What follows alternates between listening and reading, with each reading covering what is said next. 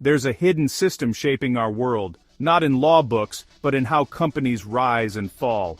Warren Buffett, the Oracle of Omaha, is more than an investor. He's an architect, building fortresses of capital to last. His blueprint is a strategy so powerful, it's become an invisible force in our economy.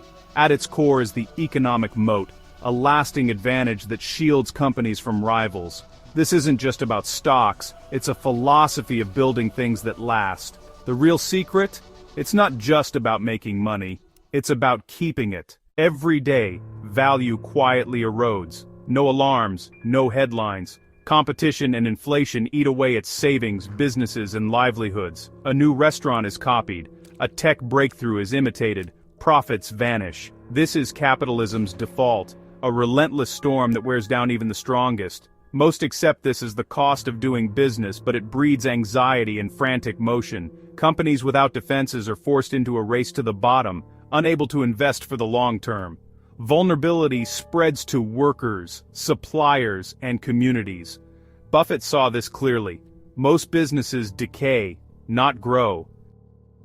Competition, left unchecked, grinds profits to zero. The average investor tries to predict the next winner, usually in vain. Buffett refused to play this losing game. Instead, he sought businesses that could resist the storm, not just ride it. He looked for durability, not excitement. The real challenge isn't creating value, it's preserving it. His solution: find companies with defenses against time and competition. This approach is elegant, powerful, and, for competitors, deeply frustrating. It's not about outsmarting chaos, it's about escaping it.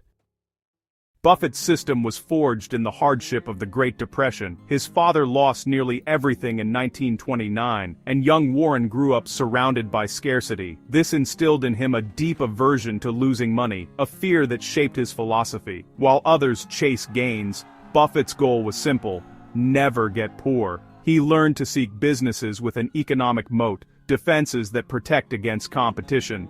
Buffett became a fortress builder, not a treasure hunter. The moat is both a shield and a legacy. What is an economic moat? It's a set of structural advantages that competitors can't easily replicate. Buffett identified several types: intangible assets, switching costs, network effects, and cost advantages. Intangible assets include brands, patents, and licenses. Think Coca-Cola, whose brand is its true fortress. Switching costs lock in customers, as with complex software systems that are too costly to replace. Network effects make products more valuable as more people use them. Social media platforms are prime examples. Cost advantages allow giants like Walmart to undercut rivals through sheer scale and efficiency. Each moat insulates a business from competition, creating stability and long-term profits. These moats aren't about being flashy, they're about being unassailable. The wider the moat, the safer the castle. Buffett's genius was recognizing these patterns and betting on them. The result: companies that endure, outlast, and outcompete.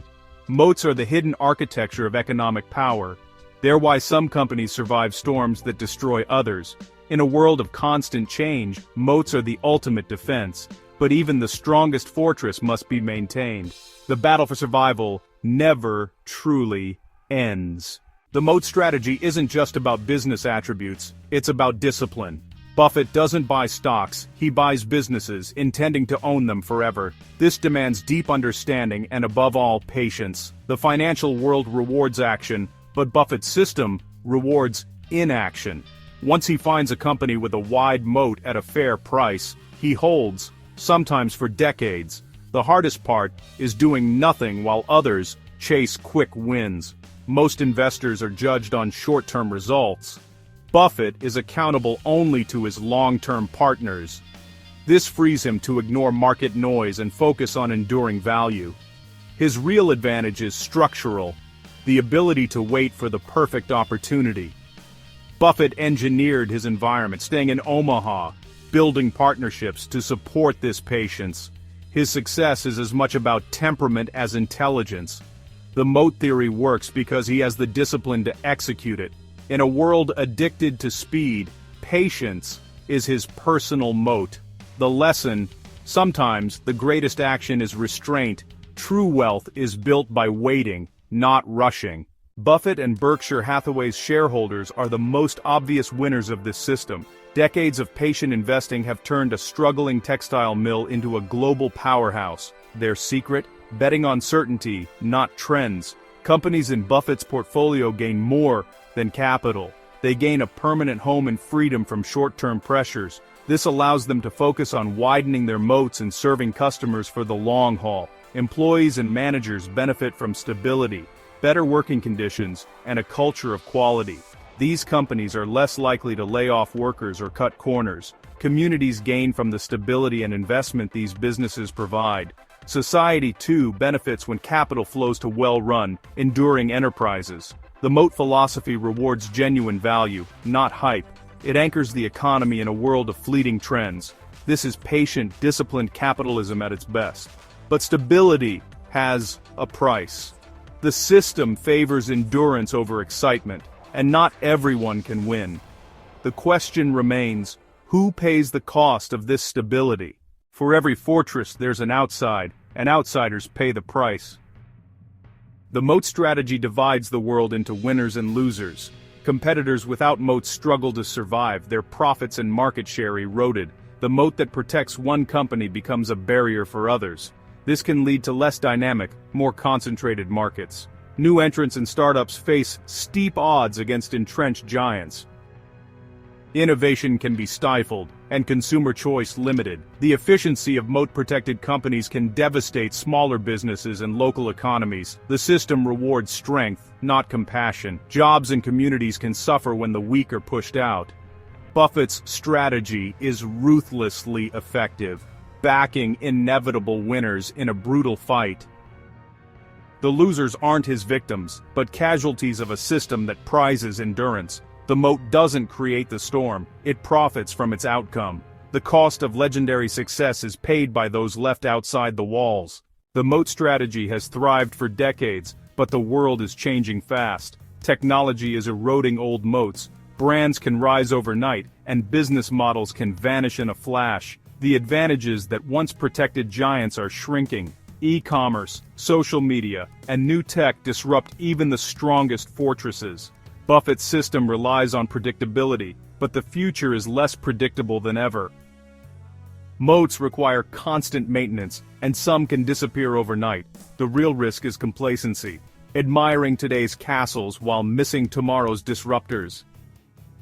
The future may belong to innovators who make moats irrelevant. Buffett's system bets on inertia, but change is accelerating. The fortresses of today may be vulnerable to the storms of tomorrow. The water in the moat can drain away, quietly, imperceptibly. Investors and companies must adapt or risk obsolescence. The only constant now is change itself. Even the safest fortress can be breached. We've explored the hidden architecture of capitalism through Buffett's blueprint. The moat is more than a tactic, it's a philosophy born from a fear of loss. It rewards patience, discipline, and endurance, creating clear winners and losers. Shareholders and employees of stable companies gain security, but innovation and competition can suffer. The system's stability is built on the struggle of the many. As technology accelerates, the ground beneath these fortresses is shifting. The moat strategy's reliance on predictability may become its greatest weakness. It's a powerful model for wealth and stability, but it can reinforce incumbency and stifle resilience. The final question: what happens when the safest place is no longer inside the fortress but out in the open storm? In a world where change is the only constant, even the strongest moats may not save us. The legacy of Buffett's system is both a lesson and a warning. The future belongs to those who can adapt, fortress or not.